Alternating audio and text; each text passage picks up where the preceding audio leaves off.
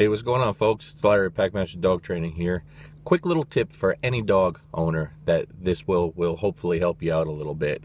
When it comes to stopping unwanted behaviors, not just bad behaviors. It doesn't have to be a bad behavior, just an unwanted behavior, behavior that you don't want. One of the easiest way that you could help yourself there is by being proactive. Okay, stopping the behavior before it starts.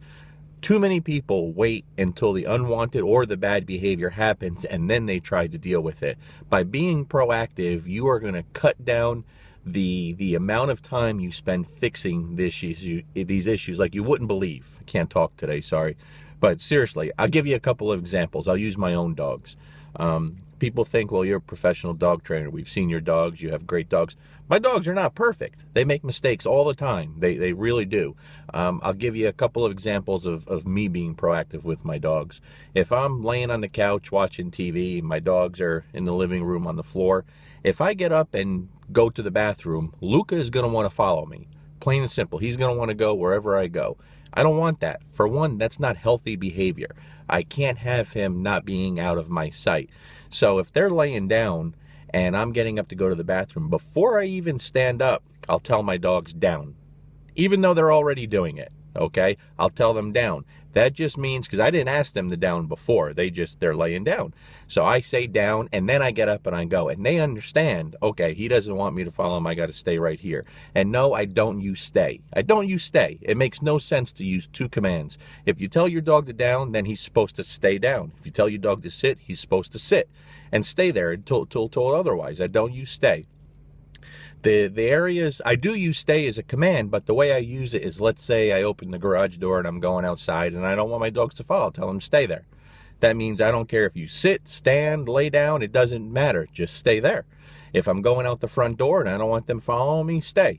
That's how I use stay, but not in conjunction with another command like sit or down. I don't do that. All right, so that's one way. I stop that behavior that I don't want the dog following me before I get into the bathroom. I'll give you another example. If I'm outside with Halo, our puppy, he's off leash, we're not in a fenced yard, I'm out in front of my home.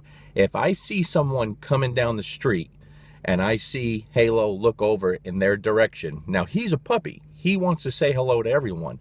I don't wait for him to take off and run over there and say, I can't have that behavior. So before he even decides to make a mistake, I don't tell him no. I don't talk to him and say, don't even think about it. Don't do that. Before he does anything, once he just notices them, I tell him very simply, leave it. That's it. That means that is not to your access. You are not allowed to go over there and touch that person, see that person. Leave it. Very simple. As soon as I say leave it, he understands he can't go. He goes back doing his business. He understands leave it very well. Very well. But I interrupt that thought process before he makes the mistake. I'll give you another example with Luca. This one kind of threw me for a loop. And like I said, my dogs aren't perfect.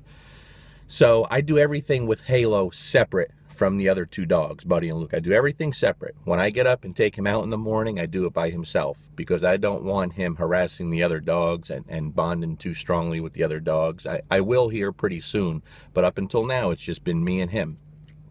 So out of the blue, about a month ago, I take Halo out and the routine is Luca and Buddy hang out in the house and they wait. Well, I come in from taking Halo to go out to the bathroom first thing in the morning, and I come in through my garage into the laundry room, and I saw Luca had peed on the floor in the laundry room, on the tile, thank God. He didn't lift his leg, didn't pee on nothing, just peed on the floor. So I didn't get upset, I didn't get mad, because my dogs don't have accidents in the house. They never have, never. I've never had an issue with that. So I'm thinking, you know, he's got an infection, a urinary tract infection, or there's something wrong with him because he doesn't do that. None of my dogs do that. That was completely new. So I cleaned it up. I took those, you know, Buddy and Luke out. We went on our way, did it, you know, continued with the day. The very next morning, I take Halo out. I come in. Guess what? Luca peed on the floor in the same exact spot.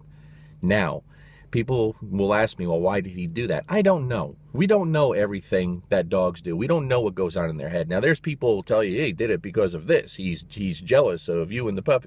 Bullshit. You know, we don't know why they do the things they do.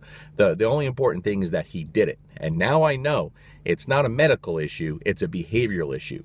And I was pissed at that time. I wasn't happy. So, but nothing I could do at that point. I clean it up, go about our day. Now, the very next morning, when I go to start the process all over and take Halo out, I'm not going to give Luca the opportunity to screw up like that again.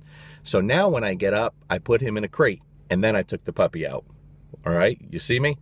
Now, I don't give him the opportunity to make that mistake again. So for the next week, I wake up, my alarm goes off, I get up, I put Luca in the crate, and then I take the puppy out. Okay, after that first week, when my alarm goes off, Luca already knows to run in the crate. I don't have to say nothing. He's already getting in the routine. This way, I'm avoiding any problems. I did that for 2 weeks, and then went back to normal, where I didn't crate him anymore, and went out, left him in the house, and he never did it again. Okay, so just by interrupting that process, that routine that he was starting to get in, you know, I was able to change that behavior. Very, very important, guys. Interrupt the behavior before it happens. Be proactive. Even if it's not a bad behavior, just the behavior you don't want. Don't wait till the action takes place to correct it. All right? At that point, you're a little too late. A little too late. I'm having conversations with several people right now about their dogs being very dog reactive. You know, I had one person tell me yesterday they hired the best trainer around, and this trainer brought his dog and let their dog get in the face of the other dog, and you know, and then once that the reactive dog blew up, then he corrected it with an e-collar. The dog's not even trained on an e-collar. That's just stupid. Avoid that behavior.